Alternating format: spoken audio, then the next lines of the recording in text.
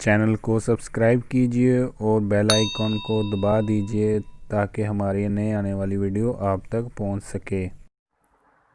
जो computerise registry है इसकी वेबसाइट है रेड रोड पोर्टल पंजाब ज़मीन .gov.pk। इसमें इसके सारे स्टेप बताए गए हैं कि क्या क्या प्रोसीजर है। इसके हवाले से आज हम देखेंगे। प्रॉपर्टी रजिस्ट्रेशन करवाने के लिए सबसे पहला जो प्रोसीजर है आपको वो फ़र्द अराजी रिकॉर्ड सेंटर में एक आपको ऑब्टेन करना पड़ेगी, हासिल करना पड़ेगी। उसके चार्जेस जो है वो 500 रुपया है। वो बता रहे हैं कि इसका प्रोसीजर जो है वो 1 दिन का लगेगा। उसके बाद जो प्रोसीजर है वो है कि आपने 1% टोन फीस, 2% CVT और 3% जो है वो स्टाम्प ड्यूटी लगेगी।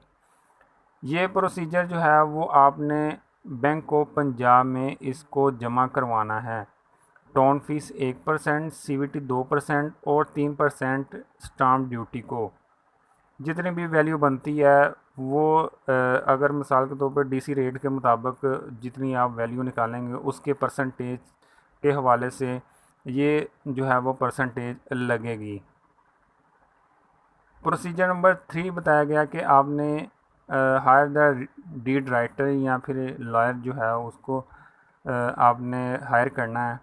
इसके हवाले से मेरा नंबर जो है वो डिस्क्रिप्शन में मौजूद है। आप मुझसे पूछ सकते हैं कि आपके इलाके में कौन सा डीड राइटर या फिर आप कौन सा अच्छा लायर मौजूद है।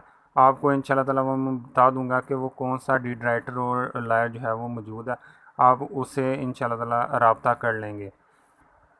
नंबर 4 जो है वो बताया गया है कि इसके 1000 रुपया चार्जेस है। वो ये बताया गया कि इसकी एग्जीक्यूशन और रजिस्ट्रेशन के लिए जो before registration authority mutation revenue record सब रजिस्ट्रार में होगी उसके चार्जेस 1000 रुपया लगेगा। इसका प्रोसीजर उन्होंने बताया कि 8 दिन इसके लग सकते हैं। टोटल इन्होंने बताया कि 11 दिन का ये प्रोसीजर है प्रॉपर्टी रजिस्ट्रेशन करवाने के लिए। उसके बाद आ जाते हैं फ़र्द इशुएंस करवाने का तरीक़ाकार क्या है। सबसे पहले आपने नादरा वेरिफिकेशन करवानी है। उसके बाद आपकी आइडेंटिफिकेशन होगी कि आप रिकॉर्ड होल्डर हैं भी या नहीं। उसके बाद होगा कि आप चालान जो है वो पुट करेंगे, गेट करेंगे। उसके बाद आप फ़ीस जो है वो जमा करवाएंगे, 500 रुपया इसकी फ़ीस है। और आप स्टेप 5 जो है वो फ़र्द रिसीव कर लेंगे। इसमें बताते हैं कि 30 मिनट का ये प्रोसीजर है जो आवाम के लिए बहुत आसान कर दिया गया। इसमें ज़्यादा भी लग सकता है अगर ज़्यादा रश हो तो।